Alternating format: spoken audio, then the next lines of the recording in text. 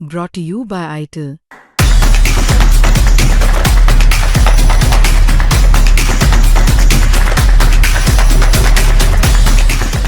रहे हैं कि जांच रिपोर्ट के बारे में वो पब्लिकली बता रहे हैं आप लोगों को, तो ये तो रिपोर्ट सार्वजनिक होती नहीं है, और होती भी है तो पुलिस विभाग के द्वारा होनी चाहिए।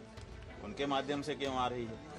ऐसा है कि शीश महल और स्विमिंग पूल और दुनिया भर की जो बातें आ रही हैं, ये सब इस समय मौका है, तो जिसके मन में जो खुन्नस है अपने अपने वक्तव्य के माध्यम से वो निकाल ले रहा है, जो वो समय कह रहे हैं। अब देखिए, अभी ये सब फैक्ट की बात आ जाएगी, तो अब फैक्ट हम पब्लिक में कहें कि कोर्ट में कहें? उस समय हम वहाँ उपस्थित ही नहीं थे, तो कहाँ से वो हमारे पास पहुँच गए, कहाँ से हमसे दीक्षा ले ली, क्या कर लिया, यही सब प्रश्न है। उनका मतलब अभी मुक्तेश्वरानंद अकेला नहीं है।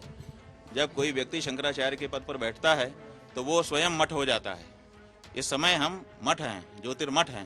लोग ब्रह्मचारी जो है दावा कर रहे हैं, और मीडिया में भी आकर जब दावा कर रहे हैं कि जो मेडिकल रिपोर्ट है वो सामने आ गई है, और बाकायदा उसमें जो बटुक है उनके साथ कुकर्म करने की बात सामने आ रही है, सब दावा कर रहे हैं। ऐसा है कि कल ही हमने आपको बताया था कि जो जांच टीम अपना काम कर रही है, उसकी तरफ से आशुतोष ब्रह्मचारी ने प्रेस वार्ता करके सारी रिपोर्ट आप लोगों को बताई है।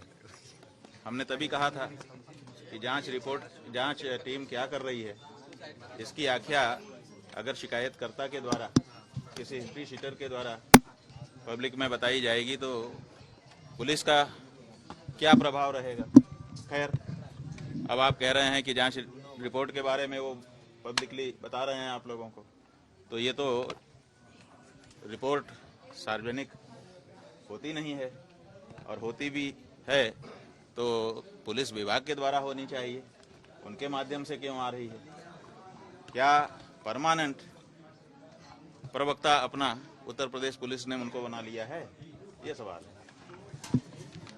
स्वामी जी, शीश महल और स्विमिंग पूल की बात आ रही है, दिखाने की बात आ रही है, तो क्या आप ऐसा है कि शीश महल और स्विमिंग पूल और दुनिया भर की जो बातें आ रही हैं, ये सब इस समय मौका है, तो जिसके मन में जो खुन्नस है अपने अपने वक्तव्य के माध्यम से वो निकाल ले रहा है।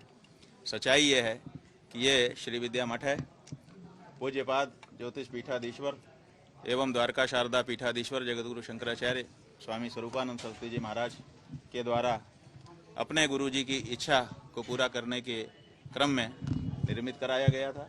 ईस्वी सन 1995 में इसका निर्माण हुआ, और उसके बाद से ये मठ लोक कल्याण के कार्य निरंतर करता चला आ रहा है। जहाँ तक 5 मंजिला होने की बात है, ये ऐसी चीज़ नहीं होती है कि कोई जेब में रख करके छिपा ले कि एक 5 मंजिला है कि 3 मंजिला है कि 8 मंजिला है, ये तो दूर से ही दिख जाता है। और जहाँ तक शीश महल होने की बात है, शीश महल होना माने शीशे लगे होना, ये अच्छाई है कि बुराई है? अगर हम किसी कमरे में बैठे हैं और उसमें शीशा लगा है, पारदर्शी है कि बाहर का व्यक्ति भी अंदर झांक सकता है, तो ये तो आश्रम के लिए एक अच्छाई होनी चाहिए कि यहाँ पर कुछ भी छिपा हुआ नहीं है, शीशा लगा हुआ है कि कभी भी कोई भी कहीं से भी देख रहा है, एक दूसरे लोग देख रहे हैं, कोई छिप करके यहाँ कार्य नहीं हो रहा है।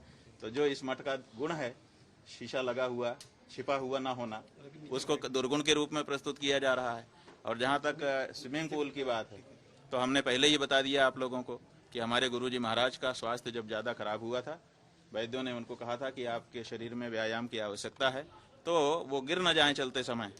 इसके लिए उनके लिए थोड़ा सा एक गड्ढा बनाया गया था जिसमें वो चल करके व्यायाम कर सकें।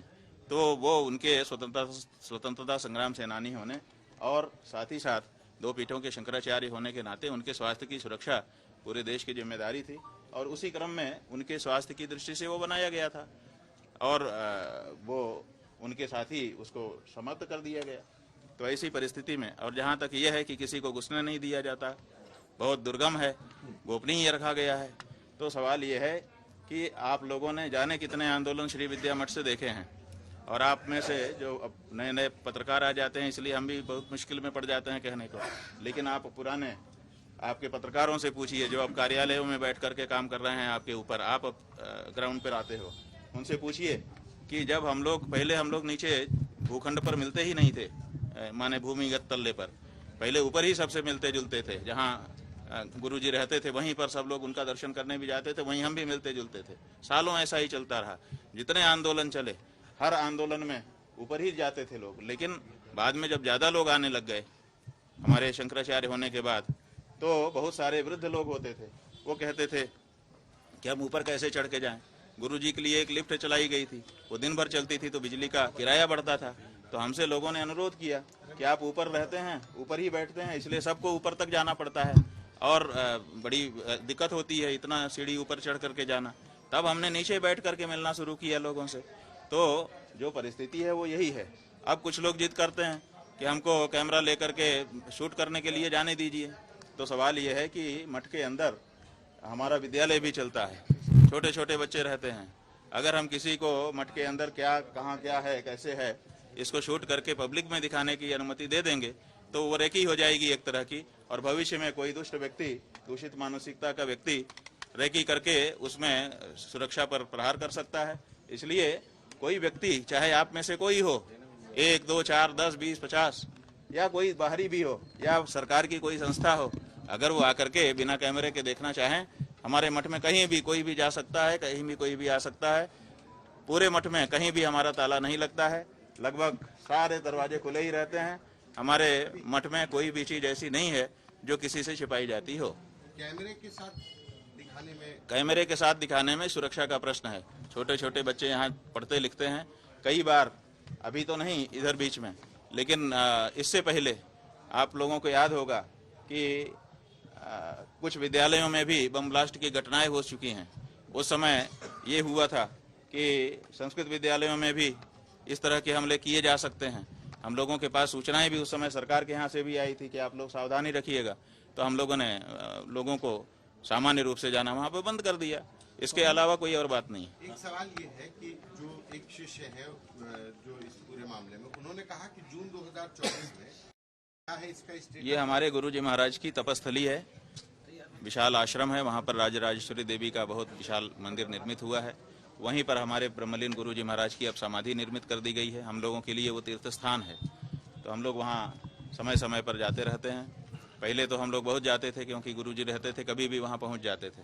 लेकिन गुरुजी के ब्रह्मलीन हो जाने के बाद अब उनकी जो ब्रह्मलीन होने की तिथि है, आराधना दिवस जिसको हम लोग कहते हैं, अब लगभग उसी पर जाना होता है। और जब देवी माता का पाटोत्सव होता है तब जाना होता है, उसके अलावा जाना ही नहीं होता। तो जून जो वो समय कह रहे हैं, अब देखिए अभी ये सब फैक्ट की बात आ जाएगी, तो अब फैक्ट हम पब्लिक में कहें कि कोर्ट में कहें। उस समय हम वहाँ उपस्थित ही नहीं थे, तो कहाँ से वो हमारे पास पहुँच गए, कहाँ से हमसे दीक्षा ले ली, क्या कर लिया, यही सब प्रश्न है। तो जो वो कहानी कह रहे हैं तो सारी की सारी कहानी झूठी है। तो क्या कोर्ट में भी एफिडेविट जो दिए गए हैं, तथ्य दिए गए हैं, वो मनगढ़ंत तरीके से? पूरी तरह से मनगढ़ंत का मतलब पूरी तरह से एक फिक्शन, एक ऐसी कहानी बनाई गई है और उस कहानी को बना करके चला दिया गया है। और हमको बड़ा मजा आ रहा है, आप जैसे बड़े बड़े चैनल के पत्रकारों को देख करके और उनके एंकर्स को देख करके और उस पर बैठे हुए विशेषज्ञों को देख करके कि एक अपराधी हिस्ट्री शीटर आता है, आकर के ये कहानी बनाता है और कहानी बना करके उसको लुढ़का देता है और सारे लोग उसी में दब दब करके यहाँ दबी, यहाँ लगा, यहाँ चोट लगी, ये करने लग जाते हैं, हाय दैया करने लग जाते हैं। ये भारत के कानून का, जुडिशियरी का और पुलिस महकमे का और सरकारों का कितना बड़ा दुरुपयोग हो सकता है या हो जाता है, वो बहुत अच्छे से हमको एक दर्शक के रूप में देखने को मिल रहा है। कुछ लोग ये भी कह रहे हैं कि जब इतना ही सच्चे थे, अपनी बातों पे अडिग हैं, तो फिर एंटीसिपेटरी बेल दाखिल करने की। ऐसा है कि एंटीसिपेटरी बेल हम नहीं दाखिल कर रहे हैं, हम अकेले नहीं हैं। हम का मतलब अभी मुक्तेश्वरानंद अकेला नहीं है। जब कोई व्यक्ति शंकराचार्य के पद पर बैठता है तो वो स्वयं मठ हो जाता है। इस समय हम मठ हैं, ज्योतिर्मठ हैं और इस ज्योतिष पीठ पर बैठे हुए हैं। ये जो बैठे हैं आसन, ये ज्योतिष पीठ है और हम स्वयं मठ हैं। कौन से मठ? चलते फिरते मठ। माने जो हमारा ज्योतिर्मठ है वो तो उत्तराखंड में है, लेकिन उसको रिप्रेजेंट करते हैं। जहाँ हम जाते हैं ज्योतिर्मठ आया है, वहाँ के शंकराचार्य आए हैं। तो इसलिए हम एक संस्था हैं, तो हम संस्था को संरक्षित करने के लिए हमारा एक परिकर वर्ग होता है तो परिकर वर्ग उसकी संरक्षा के लिए कार्य करता है। अब उनको ये है, अगर सब कुछ फेयर हो और कानून के अनुसार हो, क्या दिक्कत है किसी को? हमने कहा कि भाई क्या दिक्कत है, अगर गिरफ्तार करके ले जाएंगे तो तुम लोगों को क्या बाधा है? उन्होंने कहा हमें कोई बाधा नहीं है, आपको भी हम देख रहे हैं कि कोई बाधा नहीं है, लेकिन वहां ले जा करके अगर जहर की सुई लगा दी आपको, तो ये भी बहुत सारे कहानियां आ चुकी हैं कि जेल में ले जा करके गड़बड़ किया जाता है। जब गौ माता का आंदोलन 1966 में चला था तो केंद्र की सरकार ने गौ भक्तों के ऊपर गोली चलाई थी और धर्म सम्राट स्वामी करपात्री जी महाराज और हमारे इसी पीठ के पूर्व आचार्य कृष्ण बोधाश्रम जी महाराज, हमारे गुरु जी महाराज, इन सबको जेल में डाल दिया गया था। वहां पर जेल में मारपीट करा दी गई थी, जिसके कारण धर्म सम्राट स्वामी करपात्री जी महाराज की आंख में इतनी बड़ी चोट आई थी कि उनके शरीर छूटने के बाद ही वो पूरी हुई। तो ये सब भी जेल में होता है, तो इसलिए हम उसकी सुरक्षा के लिए हम उसके लिए हम बचाव करना चाहते हैं, तो हमको अनुमति देनी पड़ी। भाई हमको कोई खतरा नहीं है, अभी हमको मार दो, हमें क्या खतरा है? हम तो अपना श्राद्ध तर्पण पिंडदान कर चुके, लेकिन जो हमारे पीठ से जुड़े हुए पीठ के अनुयायी भक्त हैं, जो सनातन धर्मी हैं, उनकी भावना का क्या? उसका भी तो संरक्षण हम ही को करना पड़ता है। तो उनकी भावनाओं को देखते हुए हमने इसको भी स्वीकार किया है। महाराज जी, एक सवाल ये भी है कि आप तो कह रहे हैं कि जितने भी वो आरोप लगा रहे हैं एक हास्यास्पद है, एक तरीके से उनका आरोप स्वीकार भी नहीं किया जा सकता, लेकिन अभी उन्होंने एक बड़ी बात कही है, डिप्टी सीएम का भी उन्होंने नाम लिया है। उन्होंने ये कहा कि उनके इशारे आपको वो उकसाने का काम करते थे, उन्होंने नाम लिया। देखिए ठीक है, आप लोगों ने हमको उनका प्रेस कॉन्फ्रेंस का वक्तव्य दिखाया रिकॉर्ड करके, हमने देखा। वो कह रहे हैं कि इसमें सपा इन्वॉल्व है, इसमें बसपा इन्वॉल्व है, लेकिन भाजपा इन्वॉल्व है नहीं कह पाए। इसका मतलब है कि वो स्वयं भाजपा की तरफ से हैं। अब उनके ऊपर दबाव आया होगा कि भाजपा में भी जरा और साफ कर दो, तब भाजपा में भी इस समय दो भाजपा हो गई है। एक पारंपरिक भाजपा जो हिंदुओं के पक्ष में खड़ी रहती थी, और एक वो भाजपा जो केवल एक जाति विशेष को लेकर के और सबके ऊपर डंडा मार रही है। तो अब वो इसको भी साफ कर रहे हैं अपने वक्तव्य से कि मैं भाजपा में हूं, लेकिन उस भाजपा में हूं जो बुलडोजर भाजपा है, जो कुछ नहीं देखती है, न्याय अन्याय बस चढ़ा देती है। अगर खिलाफ खड़े हुए तो तुम्हारे ऊपर बुलडोजर चढ़ेगा। मैं उस भाजपा का व्यक्ति हूं, क्या समझते हो मेरे को? यही संभवतः उनका कहने का आशय है। अरे भाई, आप लोग उनसे पूछते नहीं हो, जब आपके सामने वो वक्तव्य देते हैं तो आपकी घिघी बन जाती है। आप उनसे पूछ लेते कि कौन वाला, क्यों 2 डिप्टी सीएम है, कौन वाला महाराज? जी महाराज आप पूछ लेते, लेकिन आपने जी महाराज से पूछा नहीं, अब हमसे पूछ रहे हैं। हम उनके मन की बात कहाँ से जान सकते हैं? महाराज जी, अब कोर्ट में सुनवाई है, कल क्या कहें, कल इसको लेकर? देखिए, सुनवाई है तो उसके लिए वकील हैं, वो वहां पर हम लोगों का जो पक्ष है, सत्य का पक्ष, न्याय का पक्ष, वो रखेंगे। इसका मतलब है कि शंकराचार्य को बदनाम करने का जो कुछ भी मौका हो उसको छोड़ो मत। और ये सब क्यों? क्योंकि शंकराचार्य की कहानी देखने में जनता को लगा दिया गया है, और उसी बहाने से जो एप्स्टीन की फाइल खुली हुई है, फिर से सुन लीजिए, एक एप्स्टीन फाइल है।